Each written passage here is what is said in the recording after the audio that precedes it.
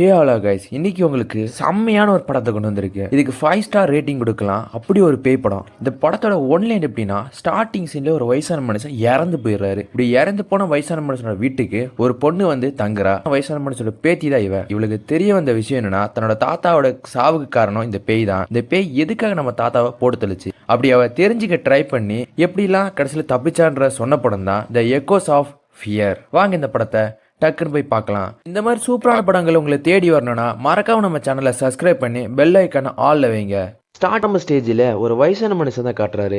அவர் குளிச்சுட்டே இருக்கும்போது யாரும் நம்மளை எட்டி பார்க்குற மாதிரி இல்லைன்னு சரி திரைய விலைக்கு பார்க்குறாரு. யாருமே இல்லை. சார் இந்த வீட்டில் நம்ம மட்டும் தானே இருக்கோம், யார் இங்கே இருக்க போறான்னு சொல்லிட்டு மனுஷன் நல்லா குளிச்சிட்டு இருக்க. திடீர்னு ஏதோ ஒரு கண்ணுக்கே தெரியாத ஒரு உருவம் வந்து டப்புன்னு வர இழுத்து போட்டு தள்ளிடுது. அப்படியே கட் பண்ணி இன்னொரு சீனை காட்டுறாங்க. பாட்டு கிளாஸ்ல இருந்து 2 பொண்ணுங்க பொறுமையா நடந்து வந்துட்டு இருக்க. அதுல ஒரு பொண்ணு எங்க தாத்தா இறந்து போயிட்டாரு. எப்படி இறந்தாரு? Heart attack. பேசிட்டு இருக்குங்களா ஒரு பொண்ணு பேரு எலிசா. அவ தான் நம்ம படத்தோட மெயின் கேரக்டர். ஸ்டார்டிங் சீன்ல ஒரு வயசான மனுஷன் இறந்தார்ல, அது எலிசாவோட தாத்தா. அவரை பத்தி தான் 2 பேரும் பேசிக்கிட்டே போயிட்டு இருக்க. சரி இப்போ என்ன பிளான்ல இருக்க? அந்த வீட்டை நல்ல ரேட்டுக்கு வித்து மிச்சம் வர காசை வச்சு ஏதாவது பிசினஸ் ஸ்டார்ட் பண்ணலான் இருக்கேன். ஓ அப்படியா, ஒரு நிமிஷம் இல்லை, இந்த கூழாங்கல் வச்சுக்கோ. நேது கூழாங்கல் இது எதுக்கு எனக்கு கொடுக்குற? இல்லை நீ ஒரு ட்ரிப் மாதிரி இப்போ போற பாசிட்டிவ் வைப்புக்காக. ஓ அப்படியா, சரி அப்படின்னு நம்ம எலிசம் ஃப்ரெண்டு கொடுத்தா அது ஒரு கிஃப்டாக எடுத்து வச்சுப்போன்னு சொல்லிட்டு பாக்கெட்டில் போட்டவளும் ஸ்டார்டிங்கில் பார்த்தா அதே வீட்டுக்கு தான் இவளும் போயிட்டு இருக்கா. அந்த வீட்டை திறந்து உள்ளே ஃபுல்லாக தேடி பார்த்துட்டு இருக்க. அவங்க தாத்தாவுடைய வளர்ப்பு பிராணியாக ஒரு மவுஸ் இருக்குது. அந்த எலியை கொஞ்சிட்டு சரி ரொம்ப டயர்டாக இருக்குது, இதுக்கு மேலே இங்கெல்லாம் இருக்க முடியும்னு சொல்லிட்டு அவளை படுத்துங்களான்னு சொல்லி நைட்டு தூங்கிட்டு இருக்க. யாரோ ஃப்ரிட்ஜ் இருக்கிற மாதிரி ஒரு சத்தம் கேட்குது. எலிசாக்கும் ஒரு மாதிரி சந்தேகமாக இருக்குது. ஒருவேளை திருடன் தான் உள்ளவனு. பெட்ரூம் வந்து எந்திரிச்சு வந்தவங்களும் அங்கிட்டு இங்கிட்டு தேடிட்டு இருக்காங்க. ஆனால் ஃப்ரிட்ஜ் ஓப்பன் இருக்கு. யார் ஓப்பன் பண்ணியிருப்பா? உள்ளே போய் பார்த்தா சாப்பாடெல்லாம் எக்ஸ்பிரி டேட்டை தாண்டி போயிடுச்சு. ஒரு மாதிரி பேட் ஸ்மெல் அடிக்க. அடுத்த நாள் காலையில் எந்திரிச்ச உடனே ஃப்ரிட்ஜை தான் தரவாக க்ளீன் பண்ணி அந்த இடத்துல எங்கெல்லாம் தூசி இருக்கோ சுத்தமாக க்ளீன் பண்ணி முடிச்சுக்கிட்டு இருக்காங்க. அப்படி அந்த பொண்ணை எல்லாத்தையும் க்ளீன் பண்ணிக்கிட்டே இருக்கும்போது அப்போதான் இவளுக்கு ஒரு விஷயம் ஞாபகம் வருது. ஆமால மேலே ஒரு ரூஃப் டாப் இருக்குது, அங்கே தான் நமக்கு தாத்தா நமக்காக ஒரு ப்ராப்பர்ட்டி வச்சிருக்கலாம். சரின்னு இவ்வளோ அந்த ரூஃப் டாப்பை செக் பண்ணிட்டு இருக்க. தூரத்தில் பளிச்சுன்னு வெள்ளையாக ஒன்று இருக்குது. சரி இது என்னதான் இருக்குன்னு சொல்லிட்டு அவளும் போய் செக் பண்ணி தூக்கி பார்க்க அது ஒரு யானை பொம்மை தான். சரி வந்தது வந்துட்டோம், இந்த பொம்மை அழகாக இருக்குது, தூக்கிட்டு போவோம்னு சொல்லி தன்னோட பெட்ரூமில் அவள் வச்சிக்க. ஆனால் அந்த யானை பொம்மை ஒரு மாதிரி பயமுறுத்துகிற மாதிரி இருக்குது. அவள் அதெல்லாம் கண்டுக்காம மறுபடியும் ஒரு சத்தம் கேட்குது. என்னடா அது உண்மையிலே திருட தான் இருக்கானவனு. அந்த பொண்ணை பொறுமையாக செக் பண்ணிட்டு ஒரு துணியை விளக்கிட்டு போறா. பார்த்தா பையன் நடந்து வந்துட்டு இருக்கான். ஏ மார்க் வந்துட்டியா? வந்துட்டேன், இன்னும் கொஞ்சம் போயிருந்தேன் கால் உடஞ்சிருக்கும். முதல்ல இங்கே இருக்க எல்லாத்தையும் மாற்றணும், ரொம்ப பழசாக இருக்குது. கிளைண்ட்லாம் வந்து இந்த பழைய பொருளை பார்த்தான்னு வச்சுக்கேன் அமௌண்ட்டை கொஞ்சம் கம்மி பண்ணிடுவான். அப்போ தான் தெரிய வருது இது இந்த பொண்ணோடைய பாய் ஃப்ரெண்ட்.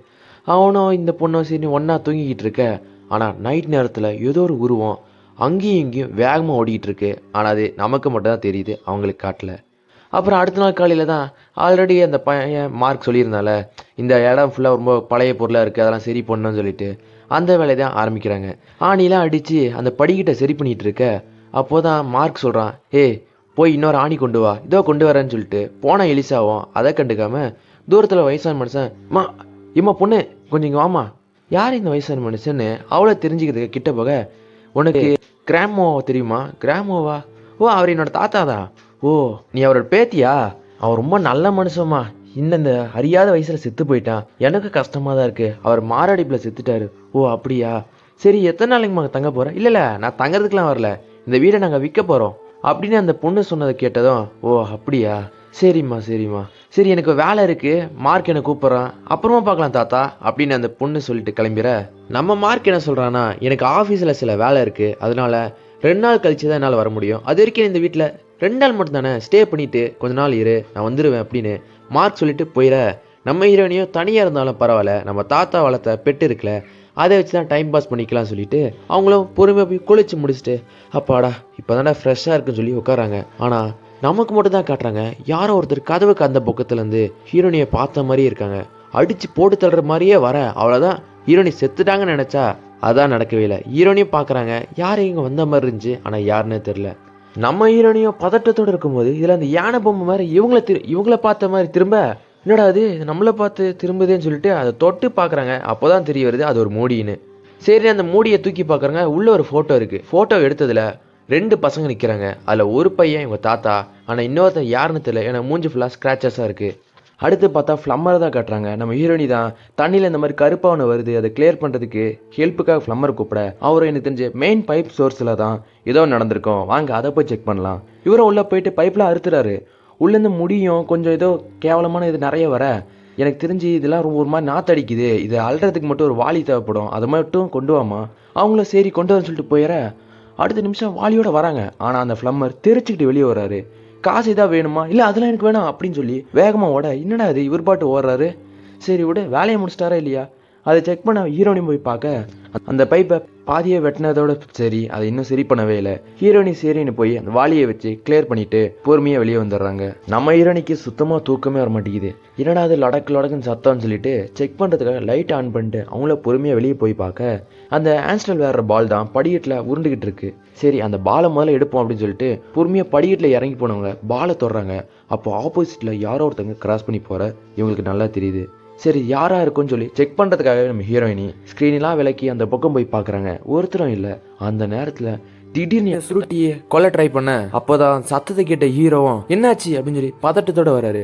அவங்களும் அந்த ஸ்க்ரீனு என்ன சொல்கிற தெளிவாக சொல்லு, அது என்னை கொல்ல பார்த்துச்சு, யாருமே இல்லை, நீ என்ன பொய் சொல்லிட்டு இருக்கியா அப்படின்னு சொல்லிட்டு ஹீரோனி சொல்கிறத ஒன்றுமே கண்டுக்காம வா வந்து படுத்துவங்களாம் அப்படின்னு சொல்லி அன்றைக்கி நைட் முடிஞ்சிருது. அப்புறம் காலையில் எப்பயும் போல தான் ஹீரோ சரி நான் கிளம்புறேன்.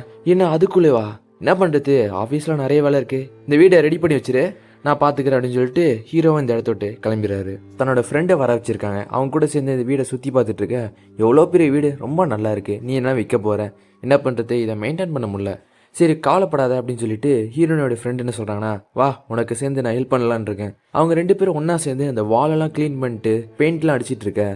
அப்போ தான் ஹீரோனி அந்த ரூஃப் டாப்பில் ஏதோ சத்தம் கேட்குது வா செக் பண்ண போகலாம். இதை கேட்ட ஃப்ரெண்டும் அங்கே ஏதாவது பூனைக்குன்னு இருக்கும், இல்லை எங்கள் தாத்தாக்கு பூனைலாம் பிடிக்காது, வா நம்ம செக் பண்ணியே ஆகணும்னு சொல்லி வலுக்கட்டாயமாக இழுத்துட்டு போக ரெண்டு பேரும் சரின்னு அந்த பழைய அலமாரி மாதிரி இருக்க இடத்துக்கு செக் பண்ண போகிறாங்க. அங்கே யாரோ ஒரு படுத்து தூங்கின மாதிரி இடமும் இருக்குது, தலைகாணி அந்த மாதிரி துணிகள்லாம் இருக்க. அப்போ தான் இந்த பொண்ணு சொல்கிறா எனக்கு தெரிஞ்சு இங்கே யாரோ ரெஸ்ட் எடுத்திருக்காங்க உனக்கே தெரியாமல், யாரா இருக்கும் அப்படின்னு ஹீரோனி கேட்டா உன்னை திருடனா இருக்கலாம், இல்லை இந்த பொதுவாக சில பேர் இப்படி தான் வாண்டடாக வந்து சில வீட்டில் தங்கி தின்னுட்டு அது வீடியோ எடுத்து பிளாக்லலாம் போடுவாங்க, அந்த மாதிரி யூடியூபராக இருக்கலாம். இதை கேட்ட ஹீரோனியும் சரி உன்கிட்ட ஒரு கேள்வி கேட்கணும், என்ன சொல்லு, உனக்கு பேய் மேலெலாம் நம்பிக்கை இருக்கா? எனக்கு சில நம்பிக்கை இருக்குது, சின்ன வயசில் நான் ஒரு தடவை பேயை பார்த்துருக்கேன் அப்படின்னு அந்த ஹீரோனியோட ஃப்ரெண்டு சொல்லிட்டு இருக்க. ஓ அப்படியா, நானும் பார்த்துருக்கேன், என்ன சொல்கிற, இது ஏன் என்கிட்ட சீக்கிரம் சொல்ல மாட்டியா வா அப்படின்னு சொல்லிட்டு அவங்க ஃப்ரெண்டோ ஏதோ கொசுவத்தி மாதிரி ஏற்றி அந்த வீட்டு ஃபுல்லாக புகையை பறக்க விட்டுட்டு சரி நீ வேற ஏதாவது சிம்டம்ஸ் எதிர்பார்த்தியா, வேற ஏதாவது உன்னை கையை போட்டு அமுக்குனது, உன்னை பயமுறுத்துனது, இல்லை என்னை பயமுறுத்த மட்டும் தான் செஞ்சிச்சு, உன்கிட்ட இன்னொரு விஷயம் காட்டணும் வா அப்படின்னு கூப்பிட்டு போகும்போதான் தன்னுடைய தாத்தாவோட ட்ரெஸ் எல்லாம் காட்டுறா. இங்கே பாரு இது ஃபுல்லாக மண்ணாக இருக்குது, இந்த ஷூவும் மண்ணாக இருக்குது, எனக்கு தெரிஞ்ச வரைக்கும் உங்கள் தாத்தா ஏதோ ஒரு புதைக்க ட்ரை பண்ணியிருக்காரு, இந்த மண்ணை நான் எங்கேயோ பார்த்துருக்கேன்னு சொல்லிட்டு ஹீரோனி தன்னோட ஃப்ரெண்டை கூப்பிட்டு போக எங்கே வந்திருக்காங்கன்னா அதே பைப்போட மெயின் சோர்ஸ் இடத்துக்கு தான். இந்த மண்ணு தான் அந்த மண். அதை கேட்ட உடனே ஒரு சரி நான் அந்த எதுக்கும் அந்த ஷூவை கொண்டு வரேன்னு சொல்லிட்டு ஃப்ரெண்டு இங்கேருந்து ஓடி வெளியே போக ஹீரோனி மட்டும் தான் செக் பண்ணிட்டு இருக்காங்க. அப்போ யாரோ பொறுமையாக கதவை சாத்துற சத்தம் கேட்குது. ஹீரோனிக்கும் அப்படின்னு அவங்க ஹார்ட் பீட் சத்தமும் மூச்சும் அவங்களுக்கு கேட்டுக்கிட்டு இருக்க திடீர்னு ஒரு உருவம் வந்து இவங்க கண்ணை போட்டு அமுக்கி சில காட்சிகள்லாம் காமிச்சு நிறுத்தி அந்த இடத்தோட ஓடிற. அப்போ தான் பொறுமையாக ஃப்ரெண்டும் இங்கே பார்த்தியா இந்த ஷூவை பார்த்தியா, நீ சொன்னது கரெக்டு தான், இந்த முன்ன அந்த முன்ன அப்படின்னு அவள் ஜாலியாக சிரித்து பேசுறத கூட ஹீரோனி கவனிக்காம அதிர்ச்சியிலே இருக்க. என்னாச்சு நீ எதா பார்த்தியா அப்படின்னு ஆமான்னு தலையாட்ட. அப்போ தான் தெரிய வருது உண்மையிலே இங்கே பேய் இருக்குன்னு. அவள் ஃப்ரெண்டு நம்ப ஆரம்பிக்கிறா. ஹீரோனி கூப்பிட்டு இங்கே பாரு நீ நைட்டு எங்கேயும் போயிடாத என் கூட ஏறு அப்படின்னு சொல்லிட்டு ரெண்டு பேரும் ஒன்றாவே படுத்துங்கிறாங்க. அடுத்த நாள் காலையில் நம்ம கிறிஸ்டியன் என்ன சொல்கிறாங்கன்னா எங்கள் அம்மாவுக்கு உடம்பு சரியில்லை, அவங்கள நான் கொஞ்ச நாள் பார்த்துக்கணும், பயப்படாத திரும்ப நான் இந்த வீட்டுக்கு வந்துடுவேன், வெறும் 2 நாள் தான் அப்படி சொல்லிட்டு கிறிஸ்டினா கிளம்பிடுறா. நம்ம ஹீரோயினும் சரி 2 நாள் தானே, அது வரைக்கும் இந்த வீட்டில் நானும் எலியும் டைம் பாஸ் பண்ணிக்கலாம்னு சொல்லிட்டு அவங்கள அந்த வீடை சுற்றி பார்த்துட்டு இருக்காங்க. அப்போ இவங்க நடந்து வரும்போது கவனிக்கிறாங்க படிக்கட்டில் ஏதோ ஒரு கை தெரியுது. இவங்களுக்கும் அப்படின்னு ஒரு மாதிரி பயமாக இருக்க அந்த நேரத்தில் இன்னொரு உருவம் வருது. டப்புன்னு இவங்களை பயமுறுத்திட. அவ்வளோதான் அடுத்த நிமிஷம் ஹார்ட்டை பிடிச்சிக்கிறாங்க. இதுக்கு மேலே இங்கே இருக்கக்கூடாது, இருந்த ஒவ்வொரு நிமிஷமும் நம்ம உயிருக்கு உத்தரவாதம் இல்லைன்னு சொல்லிட்டு பொட்டி படிக்கையெல்லாம் கட்டிட்டு வேகமாக இங்கேருந்து போய் ஒரு அப்பார்ட்மெண்ட்டை தங்கிக்கிறாங்க. அப்போது ஃபோன் பண்ணி என்ன சொல்கிறாங்கன்னா, இனிமேல் என்னால் அந்த வீட்டில் இருக்க முடியாதுன்னு. எவ்வளோதான் என் பாய் ஃப்ரெண்ட் கிட்ட சொன்னாலும் அவன் பாய் ஃப்ரெண்ட் இன்னும் 2 நாள் தான், இன்னும் 2 நாள் தான் அந்த வீடை வித்தரலாம். இந்த பக்கம் சண்டை போட்டுட்டு இருக்க அப்போ கண்ணாடியில் பேஸ்மெண்ட்னு சொல்லிட்டு ஒரு சென்டென்ஸ் வருது. அதை பார்த்ததும் ஹீரோனிக்கு துடிச்சு பிடிச்சி போகிறாங்க. அந்த ஃபோட்டோ ஒன்று எடுத்துக்கிட்டு வேகமாக பேக் எடுத்துகிட்டு போகும்போது தான் தன்னோட ஃப்ரெண்டுக்கு ஃபோன் பண்ணி சொல்கிறாங்க, எங்கள் தாத்தா ஏதோ ஒரு விஷயத்த கண்டுபிடிக்க ட்ரை பண்ணியிருக்காரு, அதில் தான் ஹார்ட் அட்டாக்ல செத்து போயிருக்காரு.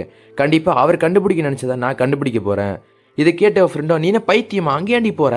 இல்லை, நான் பைத்தியம்லாம் கிடையாது, கண்டிப்பாக நான் அங்கே தான் போவேன்னு சொல்லிட்டு ஃப்ரெண்டு வேகமாக தன்னோட வீட்டுக்கு போய் சேர்ந்துடுறாங்க.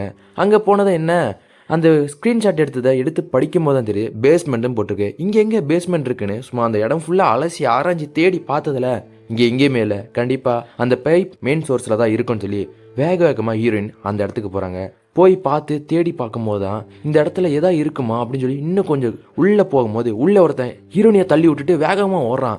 அவ்வளோதான், ஹீரோனிக்கு ஒரு மாதிரி இருக்குது, இவன் எவன்டா, இவனை பிடிச்சாதான்டா தெரியும்னு சொல்லிட்டு வேகமாக ஓடுறாங்க பின்னாடி.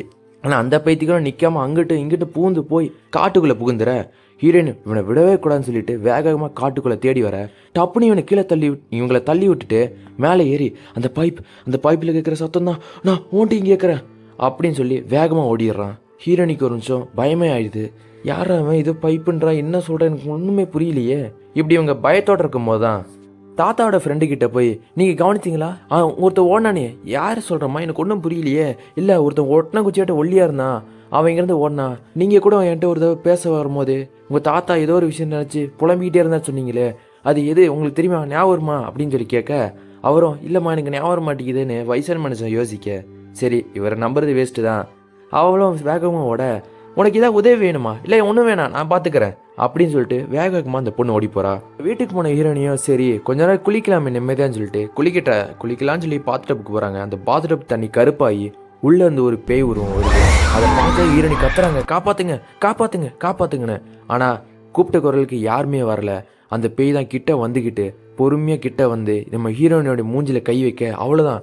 சில பல காட்சிகள் நம்ம ஹீரோனி கண்ணுக்கு வந்துட்டு போகுது. ஆனால் என்னன்னு தெரியல. திடீர்னு பார்த்தா அந்த பேயை காணோம்.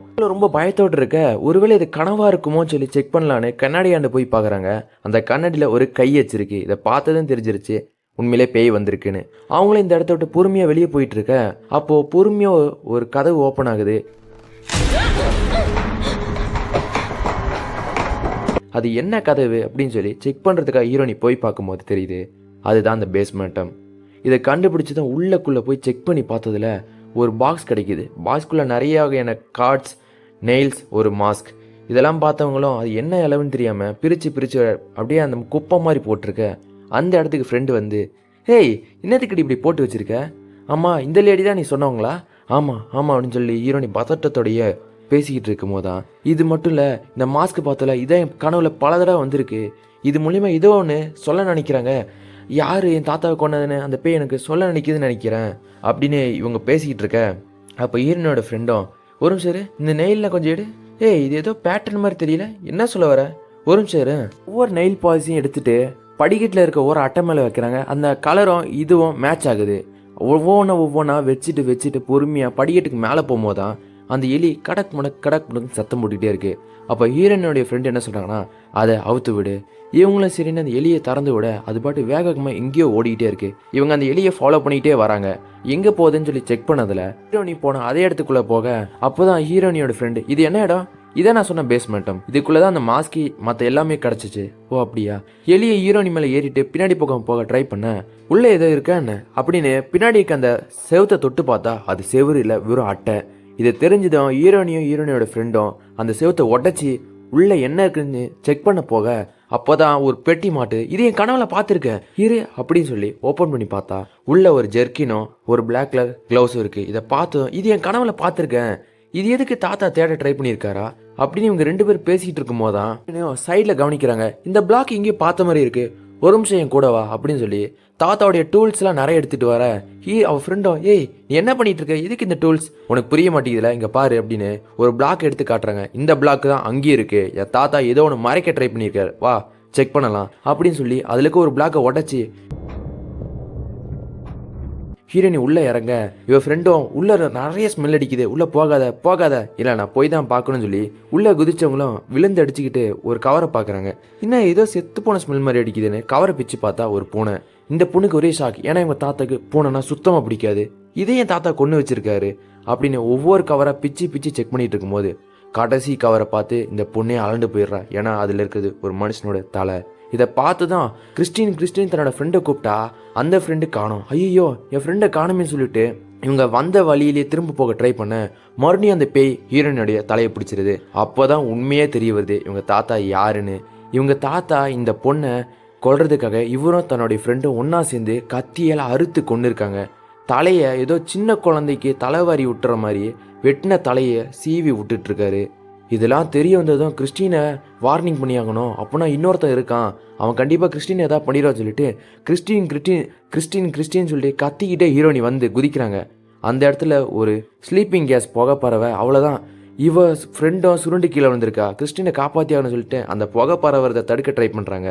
ஆனால் அதை தடுக்கிறதுக்குள்ளேயே ஹீரோயினி மூக்கு ஃபுல்லாக சுவாச்சதுனால அவங்க சுருண்டு கீழே வந்துடுறாங்க. அதுக்கப்புறம் இவங்க 2 பேரையும் கட்டி போட்டுட்டு பல வருஷமான கஷ்டப்பட்டு தேடினேன். அவன்கிட்ட நான் நிறைய தடவை கேட்டேன், எங்கே அந்த கலெக்ஷனை வச்சுருக்கேன்னு கெஞ்சாத குறைய கெஞ்சினேன். அவன் சொல்லவே இல்லை. கடைசி அவளோட பேத்தியை கண்டுபிடிச்சி கொடுத்துட்டா. அப்போதான் இந்த பொண்ணுக்கு தெரிய வருது அந்த 2வது சைக்கோ யாருன்னு. நீ தானே அது எங்கள் தாத்தாவோட ஃப்ரெண்டு தானே, ஃப்ரெண்டுன்னு சொல்லிட்டு ஏமாத்திட்டு இருக்க. நீயும் ஒரு சைக்கோ. எங்கள் தாத்தாவை மாற்றினது காரணம் நீ தானே? இல்லை, அவன் இந்த ஜாபில் வந்து சேரும் போது நான் ஃபஸ்ட்டு வேண்டான்னு தான் சொன்னேன். ஆனால் அவனே தான் ஓகேன்னு வந்து சேர்ந்துட்டான். அவனும் நானும் பெஸ்ட்டு பார்ட்னர்ஸ் தெரியுமா. எதை செஞ்சாலும் பொறுமையாக நிதானமாக பர்ஃபெக்டாக செய்வோம். அப்படி பேசிக்கிட்டே ஹீரோனியோட ஃப்ரெண்டு உடம்புல ஒரு டியூபஸ் வரைக்கும் ஒரு பவுலை வச்சு பொறுமையாக அதில் ரத்தத்தை வர வைக்கிறான். அவன் ஹீரோனியோடைய ஃப்ரெண்டை பிடிச்சி ஏதோ ஒன்று பண்ண ட்ரை பண்ண ஃப்ரெண்டு காரிக்கு ஏதோ ஆகிடக்கூடாதுன்னு சொல்லிட்டு ஹீரோனி சொட்டா தலையா முடிஞ்ச என்ன எதாவது பண்ணுறா, என் ஃப்ரெண்டு எதுவும் பண்ணாத. சொட்டா தலையான்னு சொன்னதுக்கே தலைவனுக்கு செம்ம கோவம் வந்துட்டு உன்னை எனக்கு கொல்ல போகிறேன்டி, ஓரவா பேசுகிற அப்படின்னு சொல்லி கிட்ட வரும்போது யாரோ காலிங் பில் அடிக்கிற சத்தம் கேட்குது. ஹீரே வந்திருக்கு விருந்தாளியை நல்லா கவனிச்சுட்டு வந்துடுறேன் அப்படின்னு அவன் பொறுமையாக ஏறி மேலே போயிட்டுருக்க. யாரா வந்ததுன்னு பார்த்தா நம்ம ஹீரோ தான். லீசான்னு தன்னோட கேர்ள் ஃப்ரெண்டை செல்லமாக கூப்பிட்டுக்கிட்டே தேடிட்டு இருக்கான். ஆனால் லீசாவை காணோம். என்ன இங்கே ஓட்டெல்லாம் இருக்குது, அந்த பக்கம் இடம் மணலாம் இருக்குன்னு சொல்லி ஹீரோனியும் ஃப்ரெண்டுக்காரியும் போட்ட ஓட்டையெல்லாம் பார்த்துக்கிட்டே பொறுமையாக விளையாட யாருப்பா அது அப்படின்னு வயசான மனுஷன் வர. அவ்வளோதான், நம்ம ஹீரோனிக்கும் அவங்க பேசுகிறதெல்லாம் கேட்குறதுனால நம்பாதன்னு ஹீரோனி என்னென்னமோ பேசுகிறாங்க. ஆனால் ஹீரோக்கு தான் கேட்கல. அவரும் நீங்கள் என்ன பண்ணுறீங்க, உனக்கு அந்த சத்தம் கேட்டுச்சா, எந்த சத்தம், அங்கே ஏதோ ஓட்டமாக இருக்குன்னு சொல்லி ஹீரோ அந்த பக்கம் கை காமிச்சு பேசிகிட்டு இருக்க சட்டுன்னு கத்தியால் குத்திடுறான். எங்கேருந்துடா இந்த கத்தி வந்துச்சுன்னு பார்த்தா அந்த வயசான மனுஷன் வச்சுருந்த ஸ்டிக்கு தான் கத்தியே. அதை உருவி சத்துன்னு சொருகிறதுனால ஹீரோ வயிற்றுலேருந்து ப்ளீடிங் ஆகிட்டே இருக்குது. அவருக்கு செம்ம கோவம் வருது, இவனை அடித்து போட்டணும்னு சொல்லிட்டு சாகர தெருவில் கொல்ல ட்ரை பண்ண நம்ம வயசான மனுஷனா ஐயோ ஃபிங்கர் பிரிண்ட் பட்டுரும் தள்ளி போயிட்டே இருக்காரு. அவன் பொறுமையாக கிட்ட வந்து நம்ம வயசான மனுஷனை பிடிச்சி கொல்ல ட்ரை பண்ண அவன் மேலே ஏறி போய் நின்றுக்கிறான். ஒரு வழியா ஈஸியாக கொண்டுட்டேன். என் வாழ்க்கையில் கஷ்டப்பட்டு கொள்ளாமல் கொஞ்சம் ஈஸியாக கொண்டதுன்னா அது இதுதான்ப்பா. சரி இவனை முடிச்சாச்சு, இனி கீழே இருக்க 2 குருவிங்களை முடிக்க வேண்டியதுதான். அப்போதான் ஹீரோனியும் ஃப்ரெண்டையும் காட்டுறாங்க. ஹீரோனி கஷ்டப்பட்டு மாஸ்கை விளக்கிட்டோம், அந்த வுட்ல உட்கார வச்சிருந்த சேரையும் உடைச்சிட்டு தன்னோட ஃப்ரெண்டை காப்பாற்றிடுறாங்க. அவரை சத்தம் கேட்டதும் அப்படியே கரெக்டாக உட்காந்துக்கிறாங்க. சரி அவன் வரட்டும், அவங்ககிட்ட இருந்து மாட்டிக்கூடாதுன்னு சொல்லிட்டு கரெக்டாக அப்படியே உட்காந்துற. அவனை உள்ள வந்தவனோ எல்லாம் கரெக்டாக இருக்குது, ஆனால் ஏதோ சம்திங் ராங் அப்படின்னு சொல்லி அந்த ட்ரில் மிஷின் மாதிரி ஒன்று எடுத்து அறுக்க ட்ரை பண்ணியிருக்காங்கன்னு. அவ்வளோதான், ஹீரோனிக்கு தெரிஞ்சிருச்சு இதுக்கு மேலே நடித்த ஒரு யூஸும் இல்லைன்னு சொல்லிட்டு அவங்க ரோப் மாதிரி ஒன்று எடுத்து அவன் கழுத்தை நெருக்கிறாங்க. அவன் அந்த ட்ரில் மிஷினை வச்சு இவங்களை கொல்ல ட்ரை பண்ண அப்போ இவங்க ஃப்ரெண்டு தான் அவங்க இன்னும் பேரலைஸ்லேருந்து ரிலீஸ் ஆகாதனால கீழே தவழ்ந்து போய் அந்த ஒயரை கஷ்டப்பட்டு பிடிங்கிடுறாங்க. அதனால அந்த கரண்ட் இல்லாமல் அது வெட்ட முடியாது. நம்ம ஹீரோனியை அவன் கையை வெட்டலாம் ட்ரை பண்ணுறதுக்குள்ள கரண்ட் போயிடுது. இவங்க இழுத்து போட்டு கீழே சாய்ச்சிட்டு இழுன்னு இழுக்கிறாங்க. அவன் நம்ம ஹீரோனியோட கழுத்து பிடிச்சி நெருக்க ட்ரை பண்ண அந்த கையை தட்டி விட்டு இன்னும் வரட்டுன்னு இறுக்கி அப்படியே கொண்டுடுறாங்க. சரி மூச்சு விட்டுட்டு இருக்கும் போது ஆப்போசிட்டில் அந்த பேய் நின்றுக்கிட்டு இருக்கு. அழகான பொண்ணா நின்று அந்த பேயும் ஹீரோனியை பார்த்துட்டு பொறுமையாக இடத்த விட்டு நடந்து போயிட்டு இருக்கு. அப்போ அடுத்த ஒரு சீன் காட்டுறாங்க. நம்ம ஹீரோனியும் அவங்க ஃப்ரெண்டும் பீச்சில் உட்காந்து புலம்பிக்கிட்டு இருக்காங்க. என் பாய் ஃப்ரெண்ட் செத்துட்டான், என் தாத்தா என்னை விட்டு போயிட்டாரு, என் தாத்தா இப்படிப்பட்டவர் எனக்கு தெரியவே தெரியாது, கவலைப்படாத, யாரும் இல்லைன்னா என்ன, உன் தோழி நான் இருக்கேன்னு சொல்லி இவங்க ஃப்ரெண்டு பேசிக்கிட்டு இருக்கும்போது அதோட இந்த படம் முடியுது.